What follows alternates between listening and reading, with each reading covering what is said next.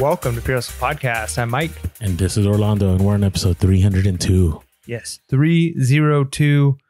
Man, feels good. Feels good to be in the 300s. And today we're talking about something that is really important. It's, in fact, probably one of the most important things that you can do to ensure that you're making more money. And if you're listening to PHP Podcast, you watch our YouTubes, you probably are following other social media resellers. You want to make more money. Right, like making money is the goal, and so today people just listen to us because they want to listen to us. Yeah, there's a few people who are like, "Man, you're so entertaining," or your voice is so soothing that it helps put me to sleep. Late night DJ. That's right.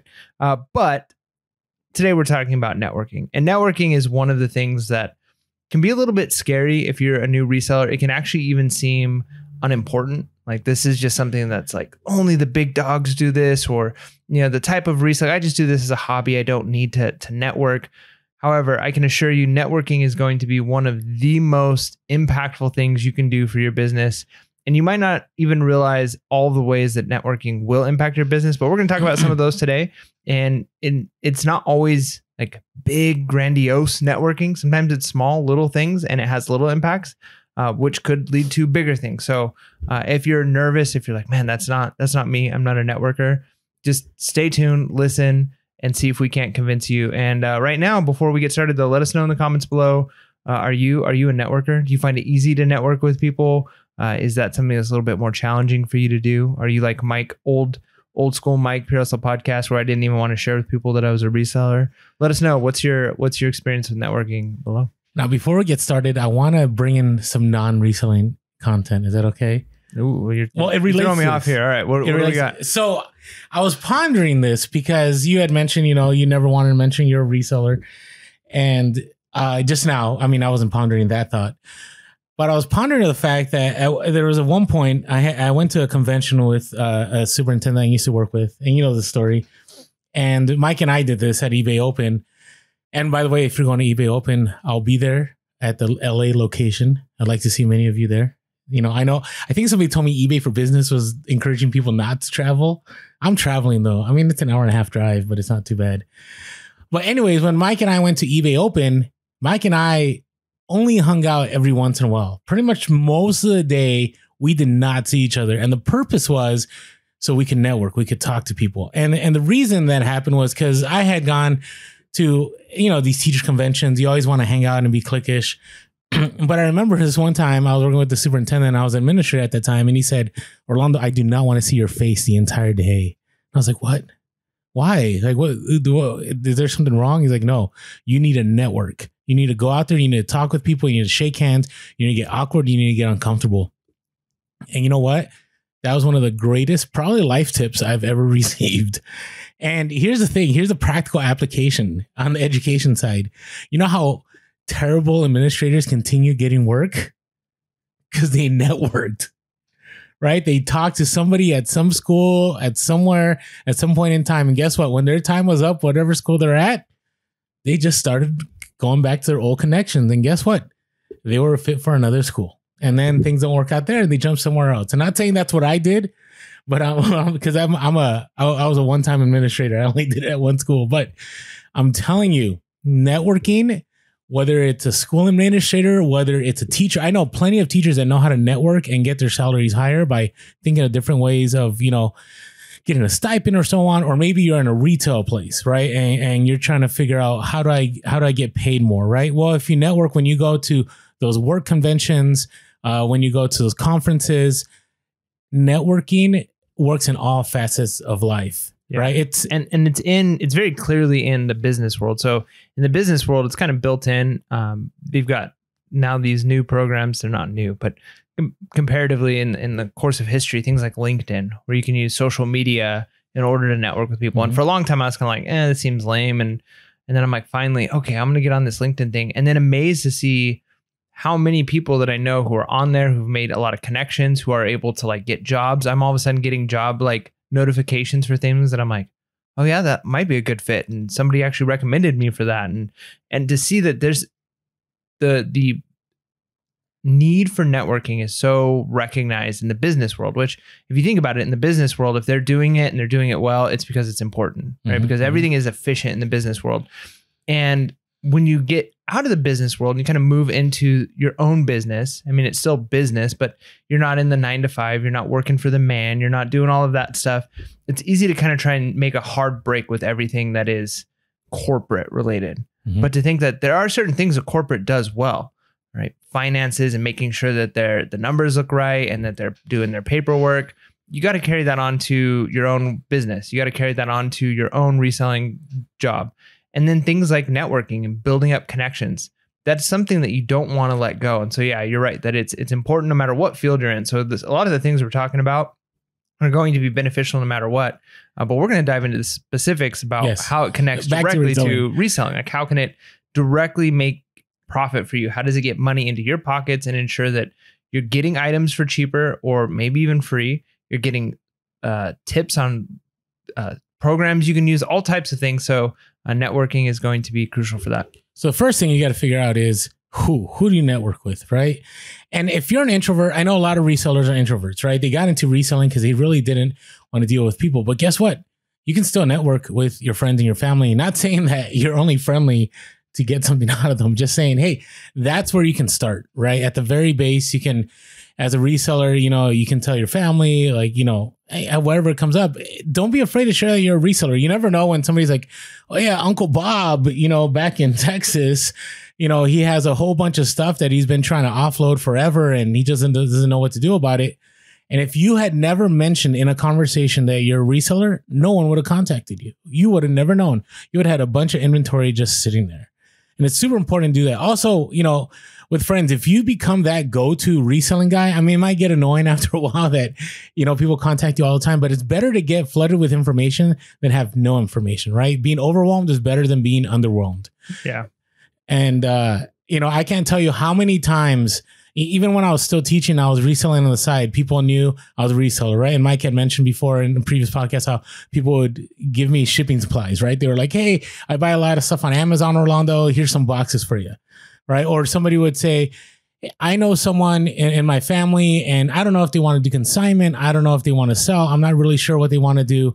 But, I know you sell on eBay. I let them know. I gave them your contact info and sure enough, ended up being a major score. So there's plenty of opportunities out there just within your circle of friends and family. Yeah, that's right. And I think that you have to look at it long term because you're not always going to have the moment you network and tell somebody, hey, reseller is going to be immediate benefit to that. Sometimes it's over time and it's the networks that you make or it's the connections you make that seem sometimes insignificant that later on end up being some of the most significant.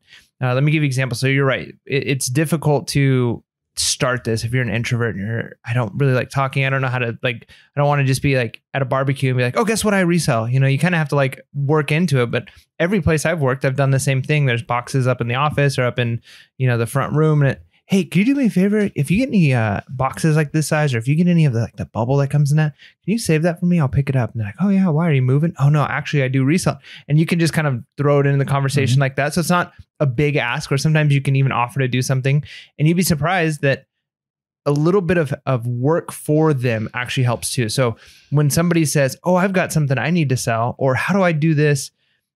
Recognize that sometimes you got to spend a little bit of time that's going to be almost wasted time helping somebody who you're pretty sure they're not actually going to try and sell this thing on eBay, but explain the process. Oh, this is how you do it. I get text messages all the time. Hey, I got this computer. Can you help me resell it? And I don't do consignment for friends usually, but all right, I'll spend the 20 minutes talking to you about how you can resell and how you can make sure your listing looks good and how to take pictures. And it might seem like, oh, that's a waste because half the time they don't even list it on eBay. But I can't even count the number of times where 6-7 months down the road, I've helped somebody out a couple of times. And next thing you know, they've got a tip that pays off big for me. Hey, I know you resell. I found this guy who's got all of these things. Do you want them? And the fact is they know much more that I'm a reseller. And if I've made that connection because I spent a little time not just taking from them, what can I get from you? What can I get from you? But being willing to use my knowledge as a reseller to help them a little bit. Because then they remember, oh yeah, I remember he spent some time helping me try to sell this computer. He sells electronics and this guy has all these electronics and they're closing their business and let me connect you to it. It's happened to me multiple times. So even friends and family that you think this connection that I made 2 years ago with, you know, a coworker, it's not going to matter at all, but you never know. That could be the time when you get an email or a text message. Hey, you still doing that reselling thing? Because I have this guy. I've had so many. I mean, even now that I'm not even in education, I made a lot of friends, obviously, when I was in education, and they still contact me to this day. I mean, you know, so you know how it is. You have work friends, and then you have, like, I guess your friends, whatever, right? And so work friends, you know, usually you only associate when it's like a work related. I don't know what you call it. I don't know what the exact word is, but you know, a lot of them will still. They're like acquaintances, yeah. Right? So. You know, they'll reach out to me 2 years after the fact. And like, hey, Orlando, are you still doing this reselling? Just want to let you know about this. So you never know. All right. The other one is, you know, with rising thrift store prices, I definitely would try to network with thrift store managers. And maybe you just want to start with employees.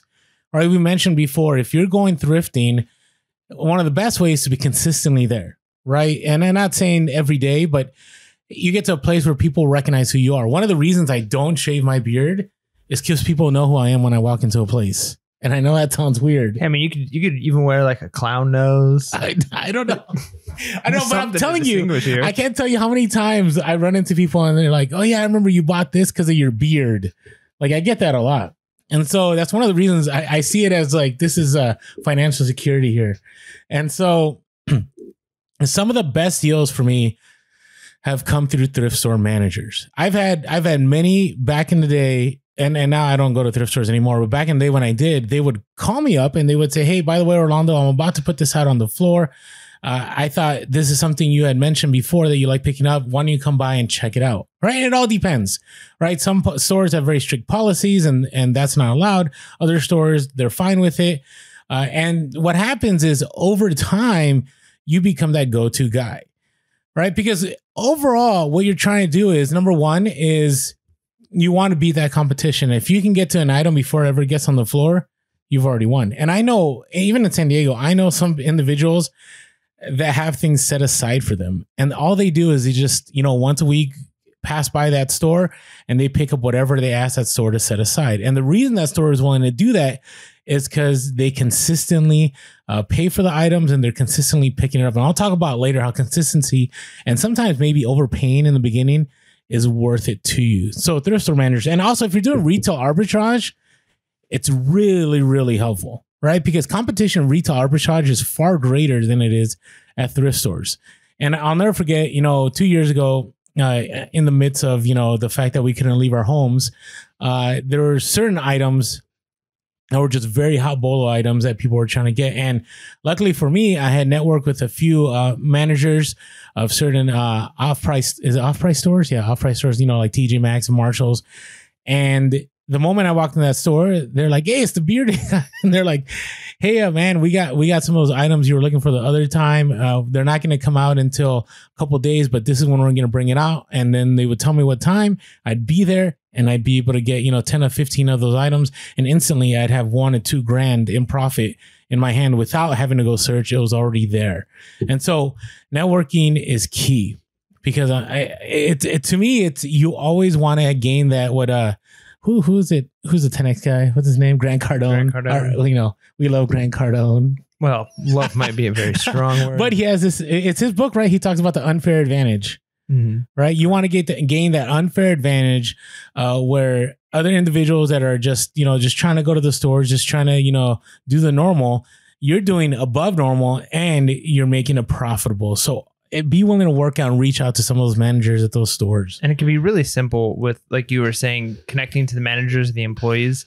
It doesn't have to be over the top. It's as simple as saying hi, good morning, things like that. And enough times where they start to recognize you and then make conversation with them. Notice something about them. You know, you may be, hey, you know, that's a really nice watch you've got there. And they might have a story about it. Yeah, my kids gave it to me and blah, blah, blah. Oh yeah, how many kids do you have? I have a couple. And then you've got all of a sudden a connection. Make a simple thing.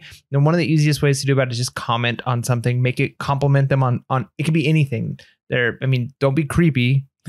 There's a line you could cross. Yeah. But it could You have to read the room. I mean, it could be simple. I mean, know we'll talk about this later too, but yeah. Know your audience, but it could be something as, man, like the store is looking really clean. You guys are doing a great job. The compliment can be anything. It doesn't. But it has to be valid. Yeah, it needs to be real. But if you can't spend a moment to think of something actually legitimately nice to say that would compliment a person, that says something, right? Like you should be able to, in a few moments, think of something you can say kind about somebody, the work they're doing, something like that. And then spend the time to remember it. If somebody tells you, oh yeah, my kids gave it to me. I got 2 kids. One of them's away in college. One of them's still living with me. Just remember that. You know, if they say, oh yeah, the one kid's going to whatever college, then the next time you're in the store, you could say like, hey, how are the kids doing? Hey, just don't pull the Michael Scott Rolodex phone in. Yeah. Make sure you have the colors. You remember that correctly. green means go. Yeah. So don't say that. Don't say that. So yeah, if you can do that, if you can just little things, and this is like good, just people skills, you'd be surprised at how much that would impact, because then those are the employees who say, hey, I notice you always pick up these types of shoes, or I notice you always pick up these. We actually got a shipment, that came in yesterday. We're going to be processing it tonight. So come back tomorrow and we should have a whole bunch of, boots out on the floor. All because you were able to connect with somebody, because if you seem like you remember them, they're going to remember you and things about you more too. So, hey, you're always buying boots, and they might not remember you otherwise, but the fact that you've connected with them, and they might. Yeah, no, agreed. I mean, at some stores, I was the Harley guy. Yep. Right. So they always reach out for me for Harley. So another one, and this is one that people don't think about. They think it's a one and done purchase. When you go to garage sale or you do a local deal, and it's a major buy, I'm not saying do this with everyone. You buy one item and you leave. Probably don't want to try to network. But if you have a major buy, right? So for example, this last time I went to garage sales and I bought a whole bunch of Department 56 stuff, right? And so I bought a lot of stuff, and they had mentioned that they had about 100 more items they were looking to offload. And they also mentioned that they were part of a Department 56 club. I didn't know there were clubs, right? And that they were going to do a vote on some inventory. It was just the info that I received, 56 club, the info that I received in that conversation.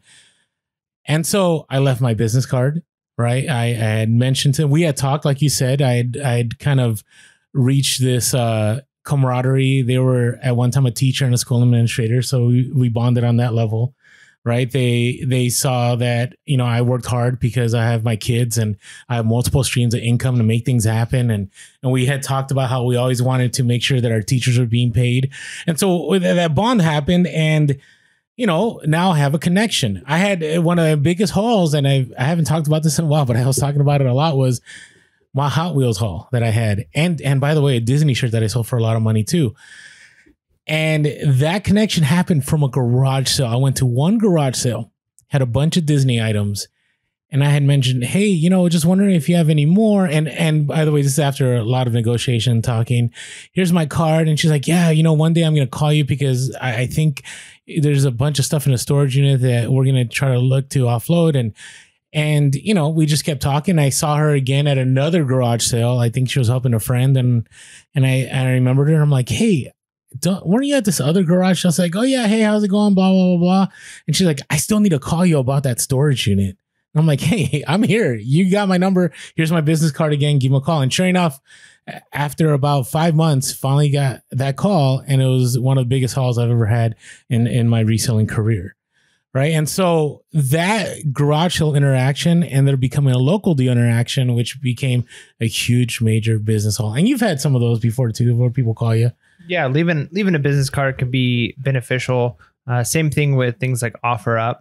It's a little bit easier with OfferUp. You don't necessarily have to leave a business card. Yeah, the messaging is there. Yeah, they just message back, hey, I just had this recently where somebody said, hey, I've got some more of XYZ and do you want any? And I basically was able to say, same price, same items, sweet, let's do it. And they already knew that I was a buyer, because to them it's easy. If they have a semi-regular source that they get these things from, however they're getting them, maybe it's, overstock at wherever they work, whatever, they get these items and they know they have a buyer who's I pay less than quite a bit less than they list them for, but they know it's a quick, fast sale. I'm going to buy all of them that they have, and it's easy. So yeah, OfferUp, things like that might be the place to start. If you're just you don't have business cards yet, you're not 100% comfortable with all of that, but it's so easy to do. And my suggestion is, if you don't want your cell phone blown up and you don't want your personal number out there, get a Google Voice number. It's free. You just sign up for it. You can sign up for it under your email address, make a free Google account,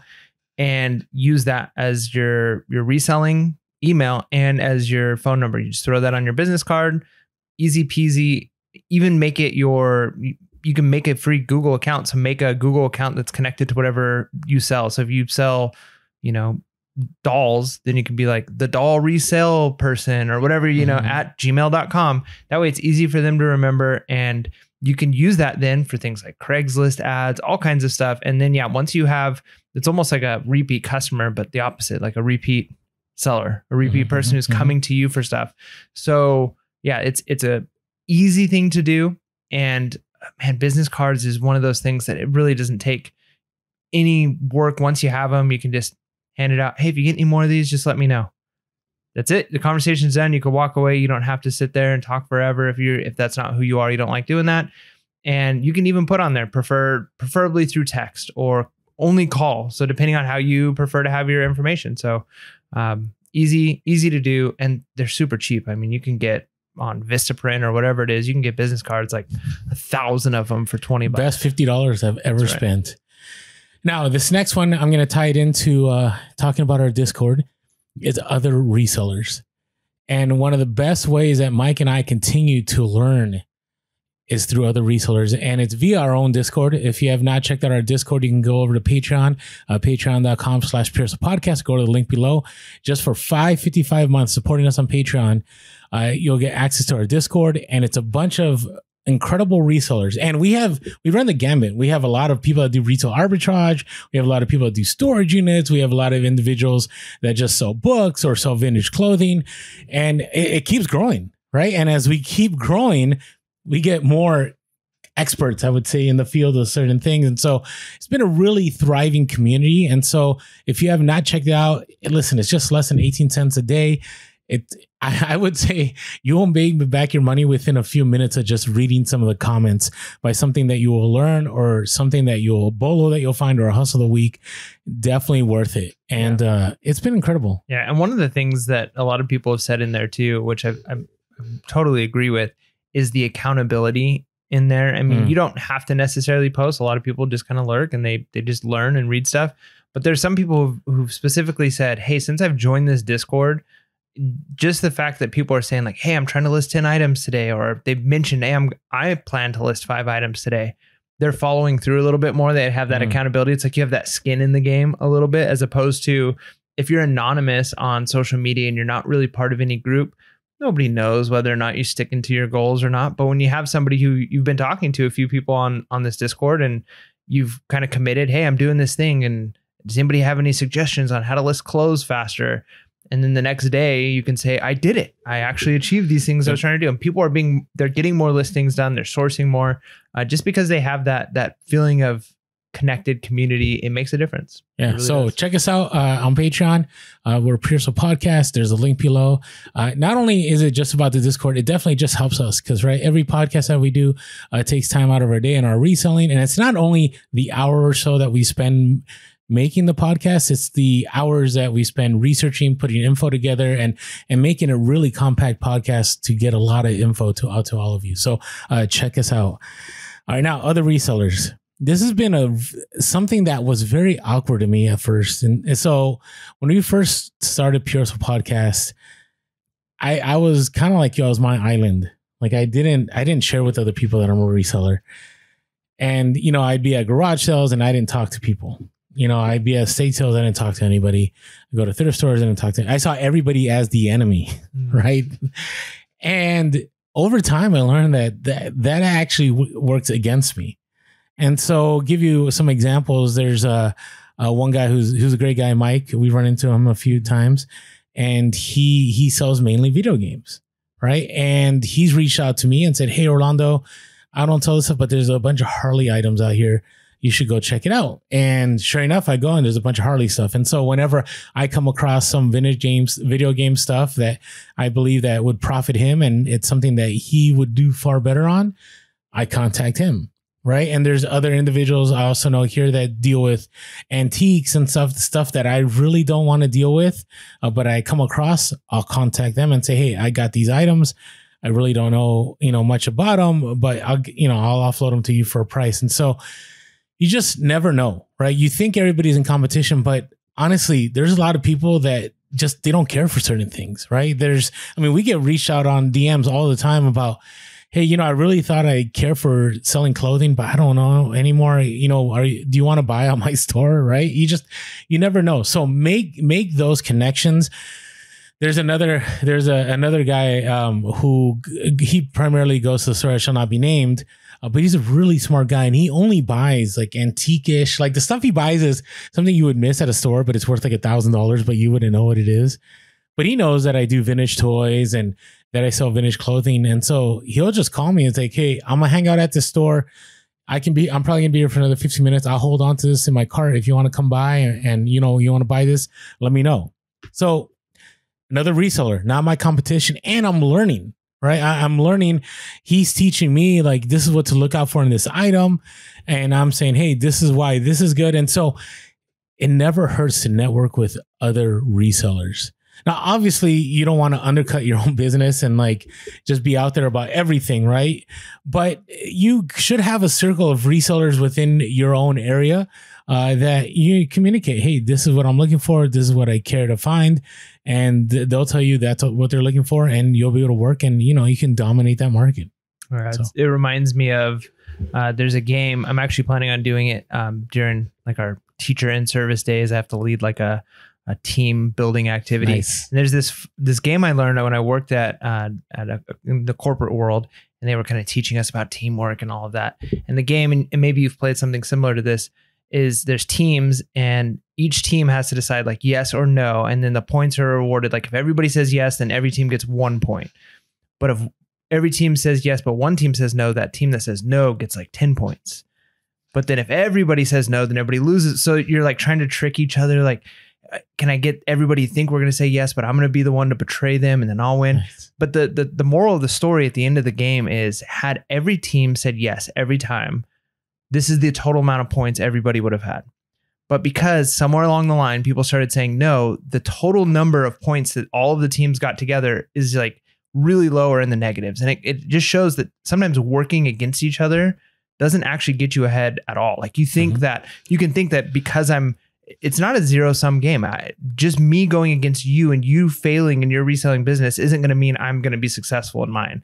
And if we can actually find ways to work together and say, you're right, I'm not going to give you my replenishable that I found at Target that's making me a ton of money on eBay or Amazon. I'm not going to necessarily give you that, but I am not into vintage clothes and you're not into board games. So if we can work together and say, hey, I see somebody's got all this vintage clothes here, I'm going to send you a message. And if you find a board game score, you send me. And that's kind of how that thing works, is if you're not really working against each other. Now, there are going to be direct competition, but even there you can learn and work together and you can find ways to grow. I mean, none of us are at the point where it's like, hey, I'm Coca-Cola and you're Pepsi. Like we're not at that level. And if you're at that level, then this is a totally different game. But we can all work together and find ways to connect. And that kind of leads us into like the next idea, which is, how do we do this? How do we actually network? So there's a lot of, okay, so who do I network with? Okay, those are good examples. Well, one of the easiest things you can do is just smile and be friendly. Like that is one of the simplest things. And it's one of the most overlooked things. And I know for me, I tend to, I'm a thinker. I think inside my head, and I have a lot of times people will be like, are you okay? Like, what's wrong? You seem upset. And I'm not upset at all, but I'm thinking. And because I'm thinking, I'm not thinking about what my face looks like. I'm just kind of like in the zone. And so just being like proactive in your, all right, I'm going to smile. I'm going to be engaged. Yes, I want to look when I walk up to this garage sale, I want to look at all the things on the floor, but taking a moment to look at the person running the garage sale, smiling and saying good morning isn't going to cost me a sale. In fact, it might get me a better deal. And I remember when I first moved to the new school that I'm teaching at right now, I've been here, so my 4th year at this school.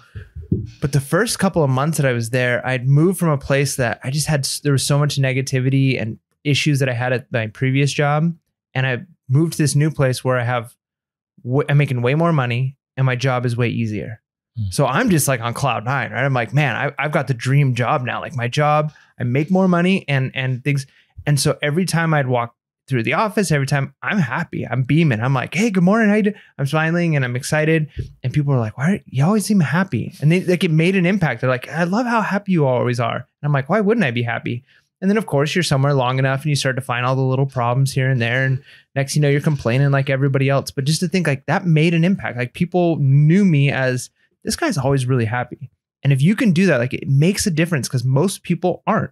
Most people aren't walking around friendly and smiling. And so if you are, it makes a difference. And that's going to make people like you. And it's people mimic. We talked about that when we did the negotiating, never split the difference. There's a mirroring tactic that happens. And so if you've got like a scowl on your face and you're crossing your arms and you're talking to somebody, they're going to start mimicking that. And if you're smiling and you're open and you're bright, it's like contagious. It's very difficult when someone's being nice and talking to you. I used to negotiate back in the day. Like it'd be like angry Orlando. Anger, yeah. Yeah, I used to be like, but not realizing you're gonna regret ever talking to me like this. Like you know, when you call companies on the phone, it's like all they have to do is just click and it's over. And the best case scenario is that they're gonna try and diffuse you, but more likely than not, they're just gonna mirror your frustration, and then now you're up against a brick wall. And so yeah, just smiling, saying good morning, being happy, it makes a difference, and it's gonna make it easier. People they'll want to get to know you.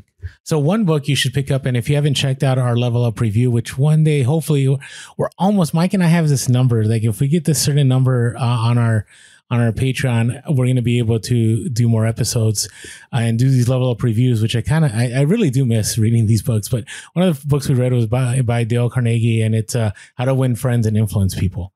And I would strongly recommend to anyone. I'm actually right now, my son's going to be entering the second part of his high school years, and we're going to read the book together because he's at the place where he's going to have to start, applying to colleges and networking even more. And he's going to need this book. He's going to need to be able to have those right conversations. But one of the quotes in that book is, you can make more friends in 2 months by becoming interested in other people than you can in 2 years by trying to get other people interested in you.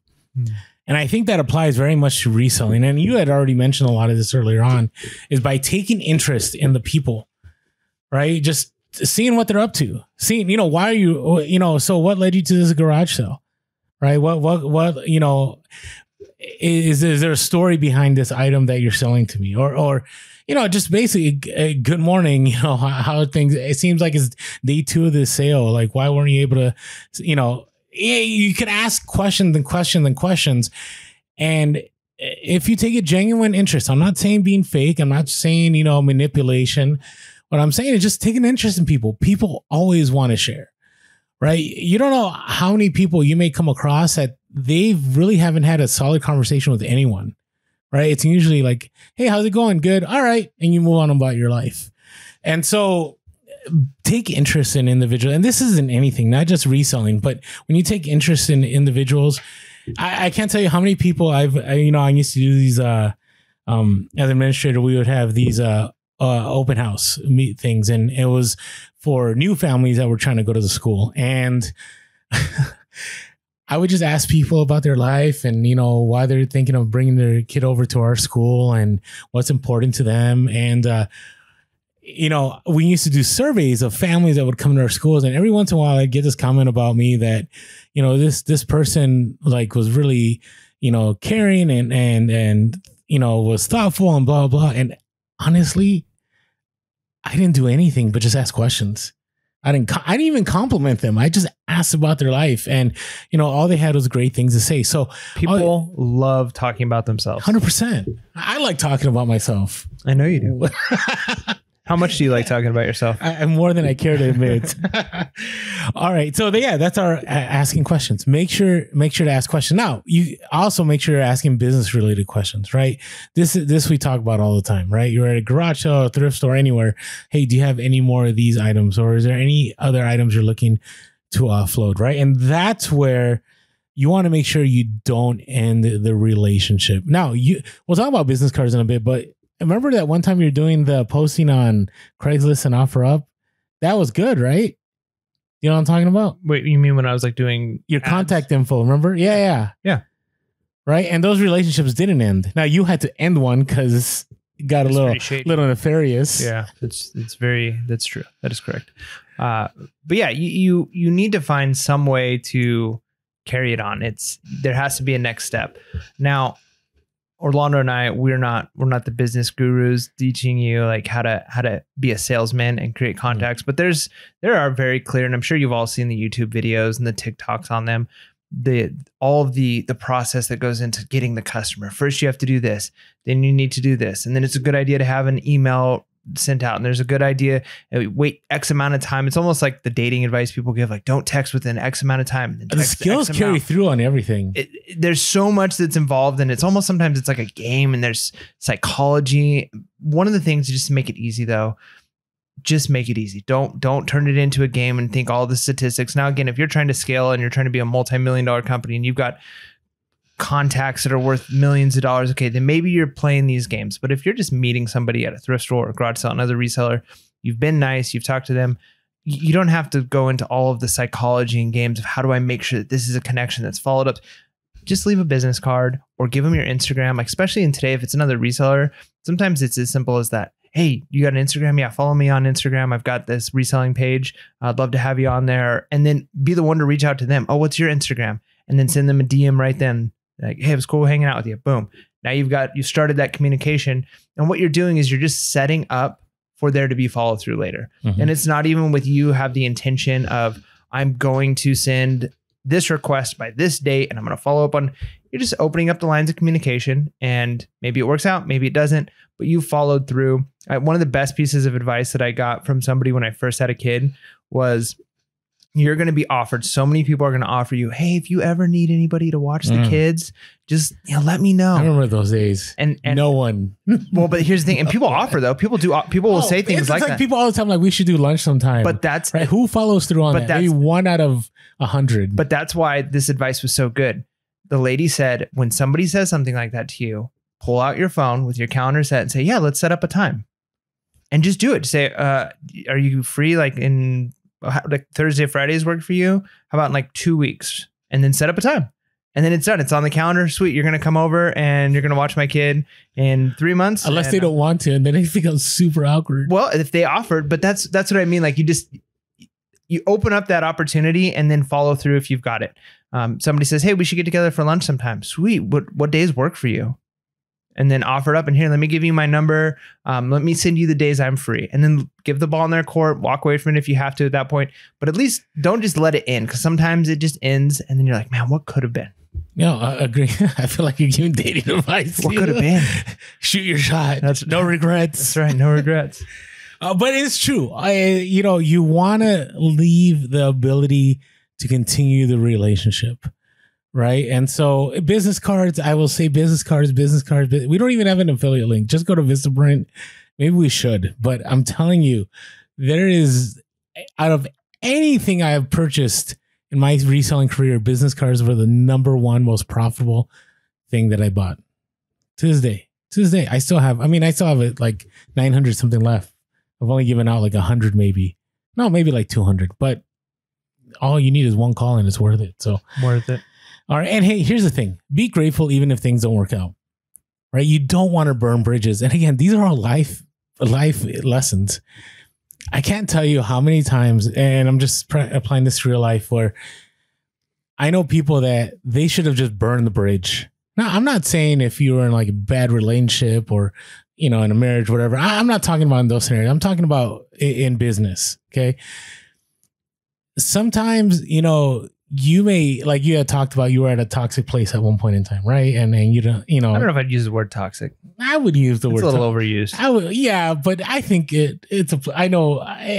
Anyways, there were problems. But irreconcilable differences. But you didn't burn any bridges. Nope. Right. And guess what? When people do not burn bridges, you never know when your name comes up in a conversation. Yeah. I'll give you an example of that. So okay. I had, at the place I'm working at right now, I had a coworker leave the school partway through the year. and I'm a lead of my team. And so, okay, this person leaves. And then it's summer school, like 7 months after this person left. And I get a text message and they're like, hey, can you write me a letter of recommendation? Mm-hmm. I don't technically owe this person anything. They're not one of my coworkers now. It wouldn't be awkward. I can pretty much just delete their phone number and not spend the 15, 20 minutes it would take to write a nice letter of recommendation. But you know what my thought process is? Of course I'm going to do that because one, that could be me one day, right? And two, you never know when it's that person or somebody like that you're doing something for, when it could come around, maybe not this week, next week, maybe it's 10 years down the road where a connection like that pays off, where it says you go somewhere else and you're like, hey, I'm looking for a job. Oh, I've got this connection. They got a job here. I helped them out one time. Maybe they can help me out. And those kinds of things happen with these types of reselling connections too. Maybe it doesn't work out then. Somebody tells you, hey, I've got this big storage unit full of stuff. Let me get your number. And then so you reach out to them. They're like, yeah, let me get back to you. And the next thing you know, they're messaging you saying, oh, sorry, like we sold it to somebody else. You can do well, that's messed up. Why'd you even tell me about it? And you can, oh, thanks, no problem. Let me know if you ever find anything in the future. Because that could be the thing that works out down the road. So you can't think of anything as, hey, this is over now forever. And this contact, this lead is now a dead end, because it might go cold for a long time, but there's a chance it could pay off. It's happened to me in reselling a lot where somebody wanted, I think about, for example, there's this one time when there was a bunch of Hawaiian shirts that I was supposed to buy and we just couldn't agree on a price. And I'm like, hey, I'm sorry it didn't work out. They're like, no, we already understood. Like, this is the way it's going to be. And I was like, hey, we're good. I just want to make sure that we're all okay. I am really grateful. I am thankful that you reached out to me. I'm sorry that the number I have and the number you were hoping for just doesn't match up. And sure enough, get a call 3 months later and it's, hey, Orlando, we got to move this stuff. And, it's a time. And so we actually have more stuff. And so I went over there and I bought a whole bunch of stuff cheaper than I had bought initially. And that happened at least twice in the past year, right? The deal did not initially work out, but the fact that I still was grateful led to a phone call later on. So do not burn bridges. That's good. I'll give one little tip, and this is maybe a psychological thing before we move on. And then this is it seems sad. But is this pure as a podcast after hours, Tim? No. Okay. This does, sad is not the right word. It seems nefarious, but it's not. One of the ways you can make a good connection with somebody too is by being willing to ask them for a favor. When you ask somebody for a small little favor that they can do for you, I'm talking, it could just be really, really small.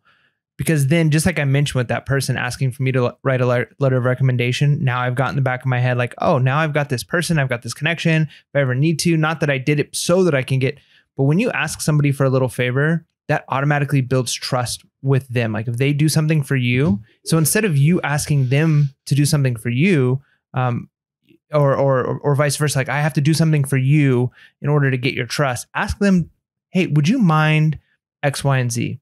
Something small. And if they do you a little bit of a favor, it actually develops a tighter bond where they're more likely to reach out to you.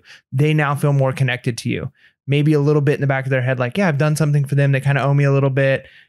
It works for whatever reason. It's just a thing that works. Asking somebody for a small little favor can be really beneficial in the long run. Yeah, you're just opening up that communication, Yep.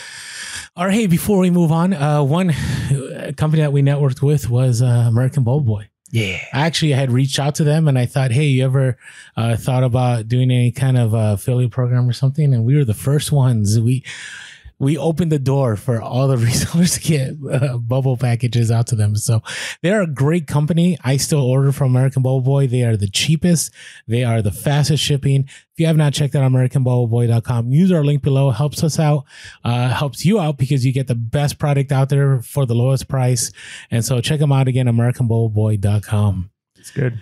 All right, now, before we move on to our hustle of the week, if you're trying to find ways to network, we already mentioned our Discord, but we're also on social media. You can find us on Instagram, Facebook, and TikTok. We are Pure Hustle Podcast. You can find us on Twitter. We are Pure Hustle Cast over there. If you haven't yet, you could always leave us a voicemail about your hustle of the week. We always love sharing those at 619-738-1170. That's 619-738-1170. You could always shoot us an email also at purehustlepodcast@gmail.com. That's purehustlepodcast@gmail.com. And if you're listening to the podcast and you've never jumped over to YouTube just to see what our bearded bald looks like, check us out over there. We're at over 7,000 subscribers and we have thousands of listeners on podcasts that love. Some of you just come over or just hit that subscribe button, because even hitting that subscribe pushes up our podcast higher on the YouTube algorithm. And so it's already helped us out on iTunes reviews. And also make sure to smash that like button and hit that bell button. So wanted to talk about also on iTunes, if you want to leave us a review, always grateful. We're almost at 600 ratings. Whoa. So can you get in a review before 600? Can you be in the 500 club? So look at all these. We've been getting a lot of reviews lately. Nice. That's great. So, and I like the detailed reviews because it really helps people know, hey, this is the podcast I need to listen to. So I just wanted to share a couple of them real quick here. Maybe 3 of them real quick here. Oh, okay. We'll do 2 because one of them is really long. Yeah. I'm a literature guy. I like when you write. Thank you, Cruikshank 2.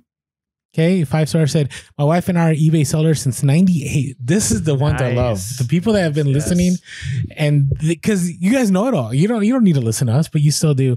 So seriously, for the last 2 years, I've also been an entrepreneur and all my life, and now I'm 60. I think, did I read this before? I might have read this before. I'm going to read it again just in case we haven't. All right. I love this podcast so much I hesitate to listen to it when it arrives because I have to wait for another week. We read this one. Well, thank you again. All right. Next one here is from, let's see here. Now I can't find them. Oh, here we go. All right. This is from SP118LV. It says, amazing, great podcast for resellers, especially if you're new to eBay. Hey, so we got new people that listen to, right? Podcast is very engaging and entertaining with great tips, with great tips. 100% recommended to all resellers. And I like this one because they're making fun of my pronunciation of buttons. Buttons. This is from Greg Beal. It said buttons and bows. It's buttons, right? Buttons. Okay, sorry. So I've been listening for about 3 years and went back to the beginning for all the missed episodes. I haven't continued to learn loads from these guys. Best balds, beards, and buttons in the reselling That's world. right. Maybe that's one of the shirts we need to have. Well, thanks, Greg. I appreciate that. I resell buttons. I sound like Forrester a little button bit. Reseller. All right, let's talk about our hustle. Yeah. Am I missing something here? No. Okay, let's do it. On Hustlers, it's the freaking hustle of the week. Yeah, hustle of the week. All right. So our first one is from TJ. His Instagram handle is at TJ Buys and Sells. So he picked up a toy grab bag purely out of nostalgia because it had some Pokemon figures in it that weren't worth much, and the bag was for $4.99. Man, I love those old Pokemon stuff. I get it. That's one of those things where that's like my childhood. Pokemon, that was it. But found inside of it was a 1999 Power Ranger Light Speed Rescue Titanium Morpher without the straps. Listed it on eBay for $200 and sold in less than 24 hours for full asking price. So $4.99 for a bag of toys. You get to keep your Pokemon toys for the fun. You get to sell one piece for $200. Now, the only part that I think when something sells that fast is you're like, oh, is it too low? Yeah. But he researched it. But that's still like that's such a good feeling. $200 from $4.99. That's a sell right there, man. I need to get in the vintage toy game. I'm telling you, it is. I'm feeling like it's recession proof. I don't know for sure, but people keep buying toys, man. Everybody loves their toys. You get nostalgia. I mean, the problem now is sometimes I keep them. Yeah. I'm trying to think like what toys I would keep. Like if I were a collector, part of me would say Pokemon cards, but now that they're worth stupid amounts, it's like, no, I wouldn't do that. trying to think what other toys would like bring me back. No, I did like Pogs, but that was like when I was really young. Yeah.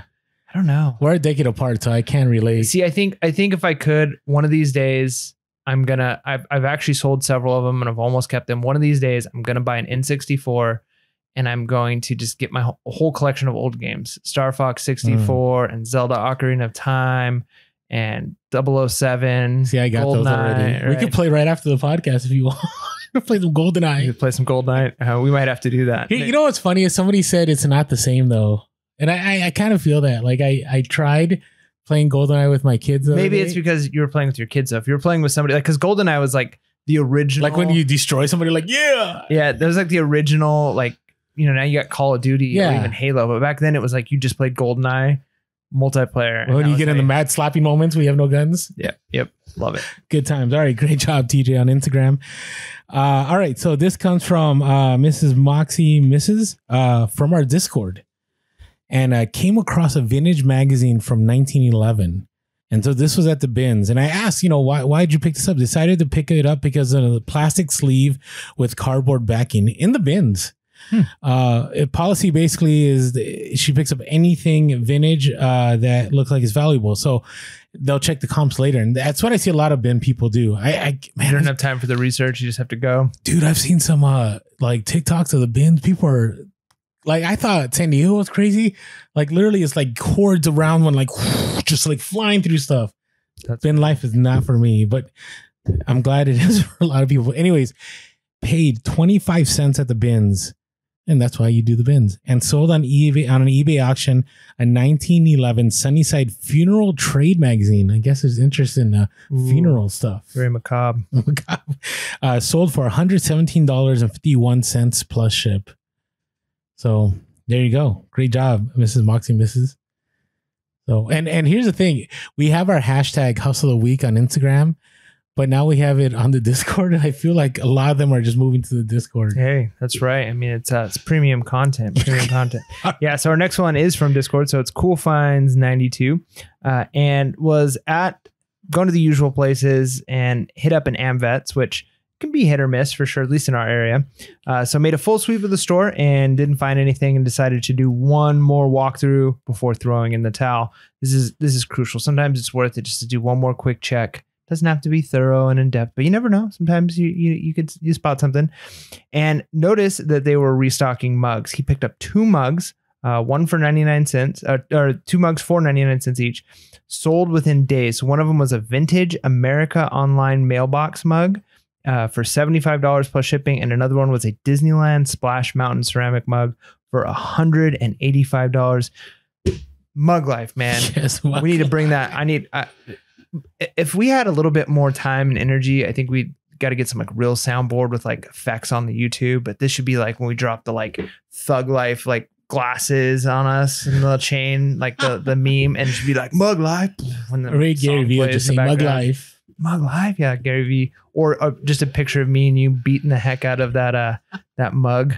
Oh, that video! If you haven't caught our Mug Life video, you should check it out. That, to me, that's one of our greatest accomplishments of the podcast. Yeah, it was good times. Remember the people watching us in the park beating that bag?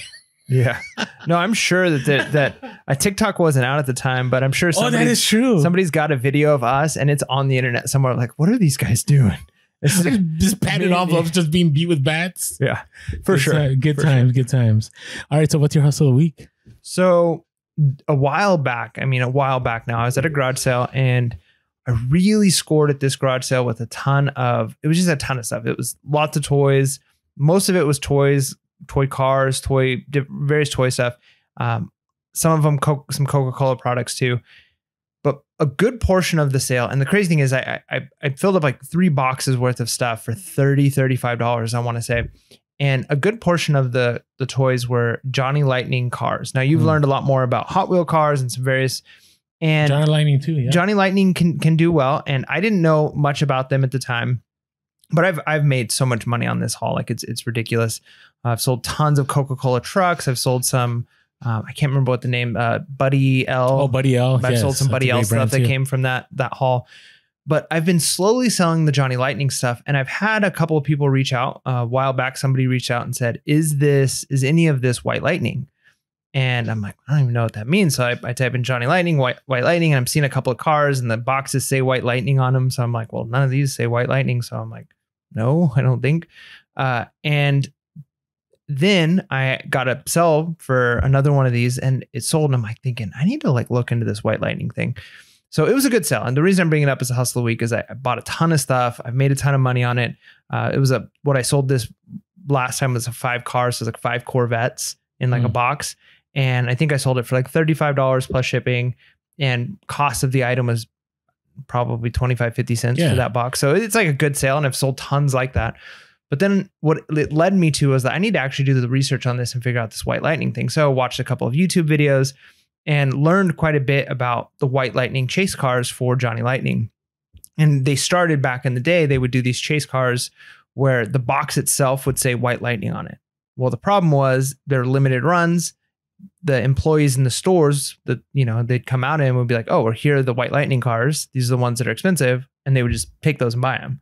And so it was easy for people to find. So then Johnny Lightning started changing how you would find whether a car was white lightning or not. And it's like little things. You'd have to know the car. So if it's like a Volkswagen Bug, all of them look a certain way, except for the white lightning ones have maybe a white rim. The rims are white, or the interior is white, or it's like a little tiny thing that's different in them. So it doesn't say white lightning anywhere on it.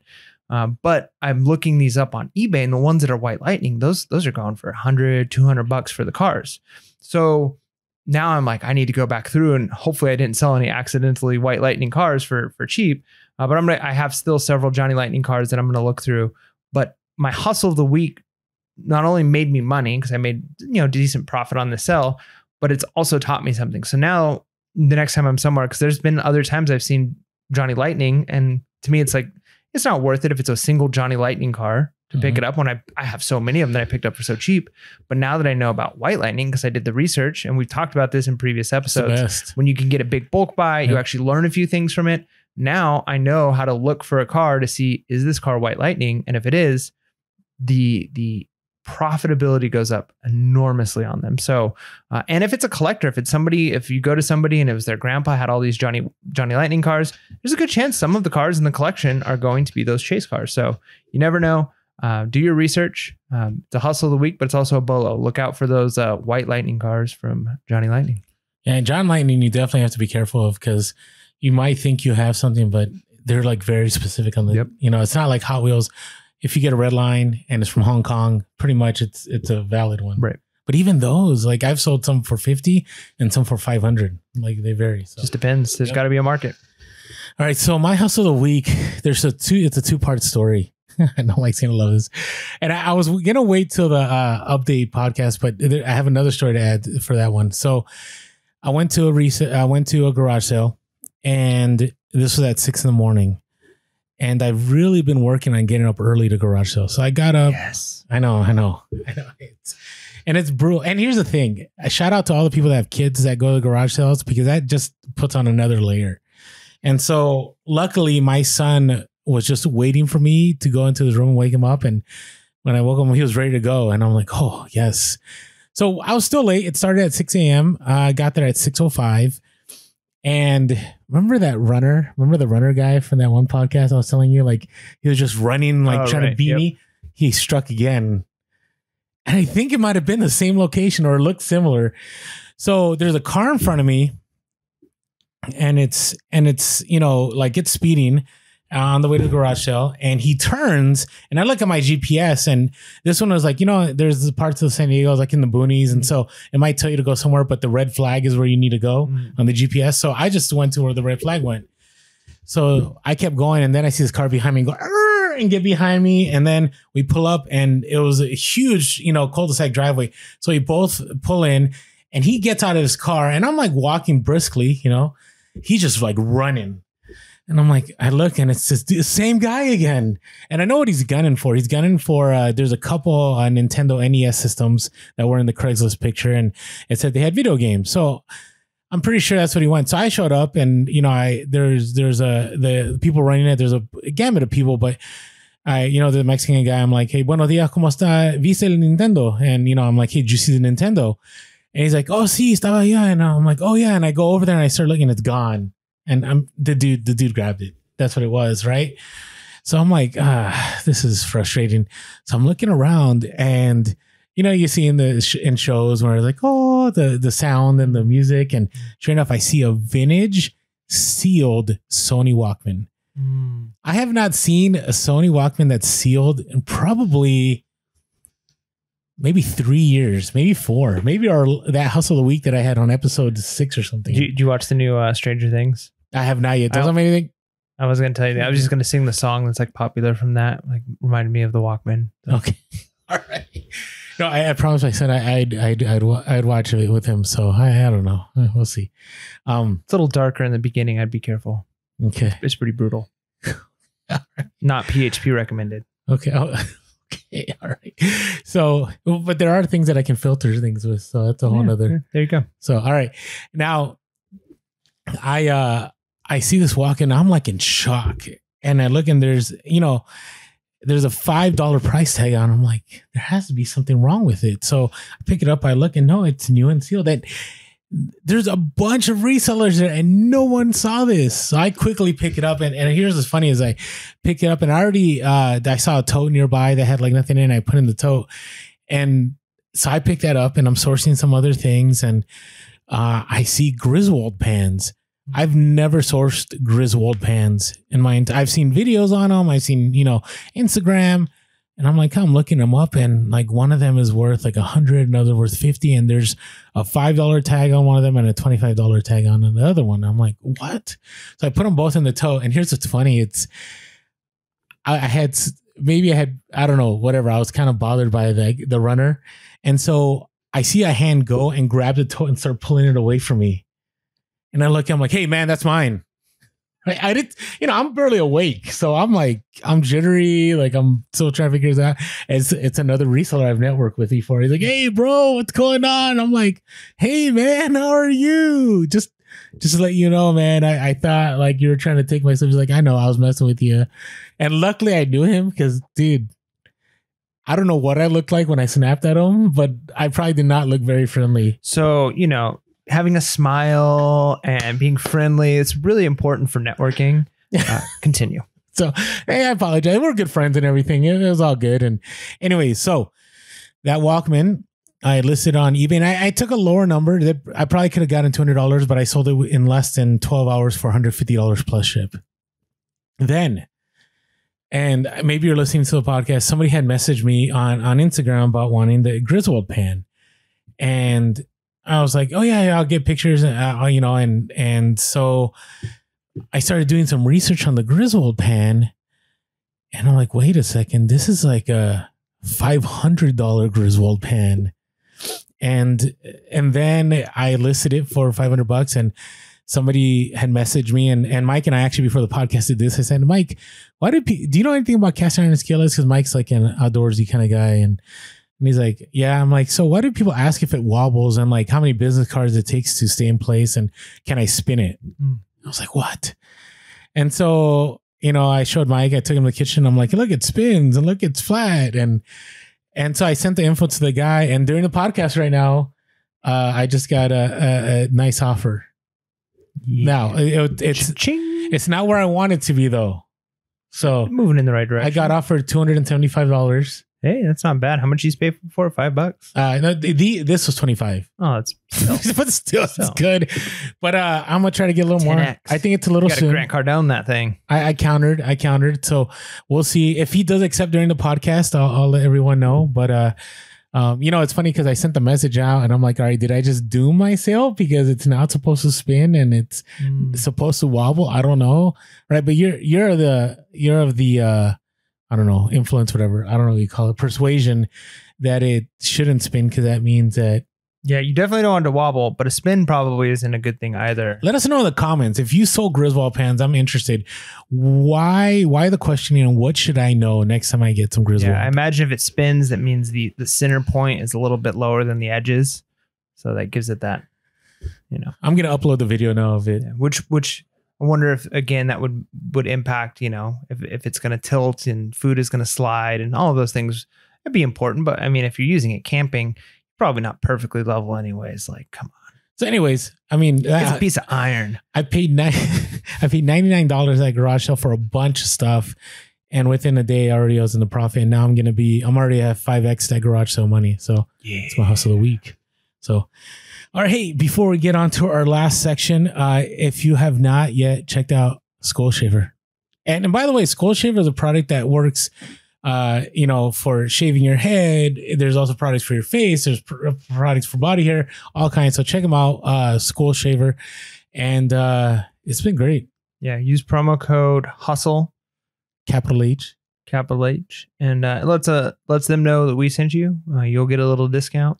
It helps us out. So, yeah. And if you've used the Skull Shaver, let us know. I want to hear honest reviews in the comments. So, all right. So here's the last part of it. And I think this is key. It's following up when you network. Right. And so, you've met with this individual and again, this is more relating. This is not your friends and family. This is more like the thrift store manager or the garage sale. This is after you make a huge deal, right? Usually you want to send a follow-up text, right? You want to say, hey, thanks so much for the deal. We appreciate it. Look forward to working again. Kind of relates to what we talked about earlier. You don't want the relationship to end, right? I've even resorted to sending thank you cards to the addresses. I know that sounds kind of weird. Is that weird? Not necessarily. I mean, there's actually a lot of things you can do with that. I mean, a thank you card can be really beneficial, or another thing that can actually be useful. And I've seen this happen at places. And I'm like, man, that's a really good idea. Is if let's say it's a thrift store, bring in a box of donuts. And bring it into the employees like, hey, you guys are always helping me out. Go ahead and put this in your break room. Thank you guys so much. Cost you $10-12, but that can make a huge difference. Like, oh yeah, that's the guy that brought in donuts to us. And so, and again, you're not doing this in order to, hey, I'm going to do this and I'm going to get something out. Like you can't, and people can see through it. If you're just trying to be a shady salesman, it's that people see through that stuff. But when you're actually grateful, somebody gives you a connection or something like that, send the thank you. Or you just did a big deal with somebody. Hey, thank you so much. This is really going to help me and my family out. I appreciate you working with me. And that's all it has to be. Or a thank you card if it's a really big thing.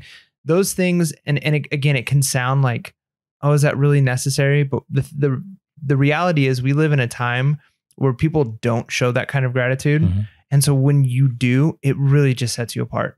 As a teacher, I get, gifts from students occasionally. Parents will, send a gift card to Amazon. The kid will write something. And I know that a lot of my coworkers, they get the same thing. I'm probably one of the few teachers that writes a thank you card back to each of those students. I feel like a heel. I've never have. But it's amazing because when you do that, to them, to the parent, like what you're saying is, hey, I valued what you did and what you gave me. And no, you're right. You're right. I mean, I'm just thinking of the 15 years that you never did that. Yeah. Never did that. I honestly, in my desk at my office, in my classroom, I have every year I buy a pack of like blank thank you cards, and it could be for anything. Even if I ask the office people, like if the fifth time I've had to ask the office people, hey, sorry, I messed up attendance, or can you print this thing out for me? Guaranteed there's going to be a thank you card in their box, because it just stands out of, hey, you're always working. You're good, man. But it's amazing because it's such a simple thing to do, and it makes an impact. Like it does make people think, because you're not getting anything out of it. Like, yeah, I know. I think for me, it's just a cultural thing. Like, I mean, and maybe I could be wrong, but within my family and everybody I know, we never sent thank you cards. I didn't know thank you cards existed until I went to school in the Midwest. So I don't know. Let us know. But you're right. Because same thing, like my family didn't do a lot of thank you cards. But then when I met my wife's family and just talking to like her grandparents, for instance, they would say things like, yeah, I sent a birthday card to little Johnny and I never heard back. I never got anything. I wonder if he got it, or, was it really? And so there are people where that is fascinating to me. So even if it's only 20% of the population expects a thank you card or something of that nature, you never know if the person that you're sending a thank you card is one of those people. So, So you're either one, going above and beyond, and it's like, wow, I can't believe this person sent a thank you card, or two, you're sending it to somebody who expects it and you're at least meeting their standards, as opposed to letting them down and going, man, well, I guess Orlando doesn't care. I'm grateful for I keep everything I ever received in the last 15 years. I have in a file. And anytime, like in my education, while I teach, if I ever had a rough day or a day that I want to quit, I just go back to that file and read over it. So if you're a teacher listening to this, create one of those files. All right. Be patient, right? Sometimes you might leave your business card. You might have that conversation and you automatically want to, text. This is like dating advice.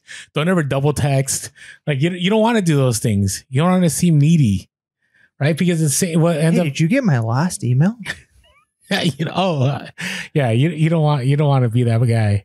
So be patient because you never know. I've received texts 4 years later going, hey, remember that one time you went to this garage sale and there were all these Harley shirts or there were all these Legos here? I've received so many of those. And the more you network, the more you drop off your business card and you make connections, the more frequent those will become. So, just be patient. I had somebody earlier this year that had contacted me it wasn't even February. I think it was like November or something. And they contacted me in June and they said, hey, we're ready now. So just be patient. And last of all, and Mike can attest to this too, is don't look to get the best deal every single time.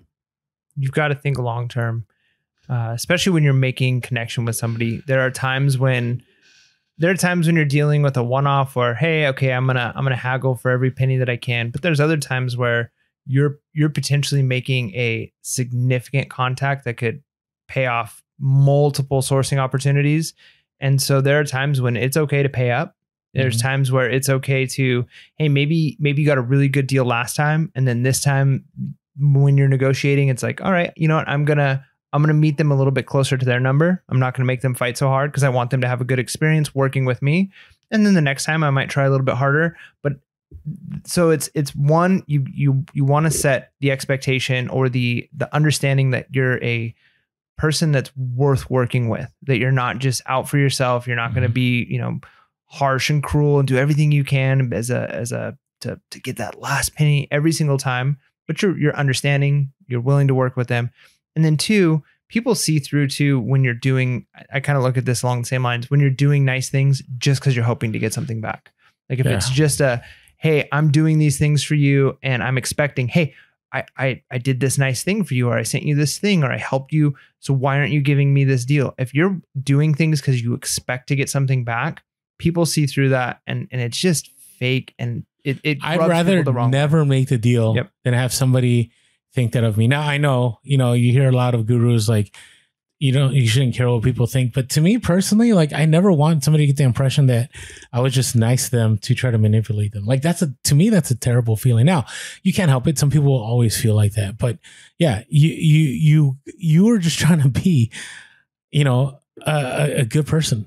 Right. And what I mean by good person is relationally. I mean, that's a whole nother discussion, but you want to be friendly. You want to reach out. And again, all these things that we talked about is just every day. Like we go back to the beginning of the podcast where we had talked about a lot of the stuff that we discussed in this entire podcast, from, just sharing with people, being interested in people, talking to people, following up with individuals, being grateful.